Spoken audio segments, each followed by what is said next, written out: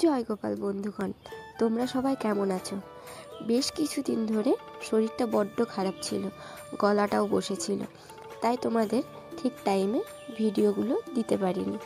এইবার কিন্তু আর হবে না, এবার ঠিক টাইমে ভিডিও চলে আসবে।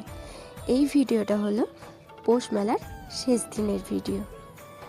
কিচ্ছু মনে করো না, হ্যাঁ, বড্ড দেরি হয়ে গেল পোস্ট করতে, আর দেরি হবে না। আজ তোমাদের বরং পৌষ মেলার একটু ইতিহাস বলি চলো।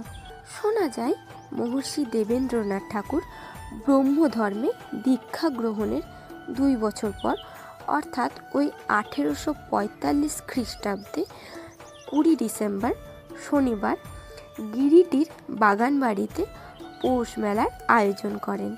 মহর্ষির এই মহোৎসব ধারাবাহিকভাবে হয়েছিল কিনা তা বলা মুশকিল, তবে 1854 সালে জানুয়ারি মাসে ব্রহ্মদের মিলন উৎসব আয়োজিত হয়েছিল তার প্রমাণ কিন্তু পাওয়া যায়।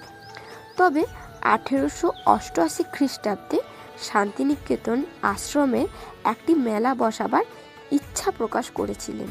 মহর্ষির এই ইচ্ছা প্রকাশকে সম্মান রেখে শান্তিনিকেতনের ট্রাস্টি 1854 সাল থেকে প্রতি বছর এই মেলার আয়োজন করেন এবং তারপর থেকে প্রতি বছর এই মেলা ধারাবাহিক চলতে থাকে। কবিগুরুর কাছেও এই 7ই পৌষ এবং এই পৌষ মেলার দিনটি খুবই গুরুত্বপূর্ণ ছিল এবং তিনিও এই মেলার জন্য অধীর আগ্রহে অপেক্ষা করে থাকতেন। শান্তিনিকেতন মেলা মূলত হস্তশিল্পর জন্য বিখ্যাত, যেখানে পাওয়া যায় নানা রকম মাটির জিনিস, কাঠের জিনিস, হস্তশিল্পের নানা রকম বেতের জিনিস, আবার সুন্দর সুন্দর টেরাকোটা এবং পিতলের মূর্তিগুলোও অপূর্ব সুন্দর হয়। এই যেমন দেখো, এই দুর্গা মূর্তিটার দাম হচ্ছে 3.5 লাখ। এই বছর মূল আকর্ষণ হচ্ছে এই দুর্গা মূর্তি। দূর দূর থেকে বহু মানুষ এই মূর্তি দেখার জন্য আসছে। কত সুন্দর দেখতে, তাই না? এই মূর্তিটা বানাতে সময়কাল লেগেছে প্রায় 6 মাসের মতন। পুরোটা শিল্পীরা নিজের হাতে করেছে। এই রাবণের মূর্তিটাও দেখো কি সুন্দর।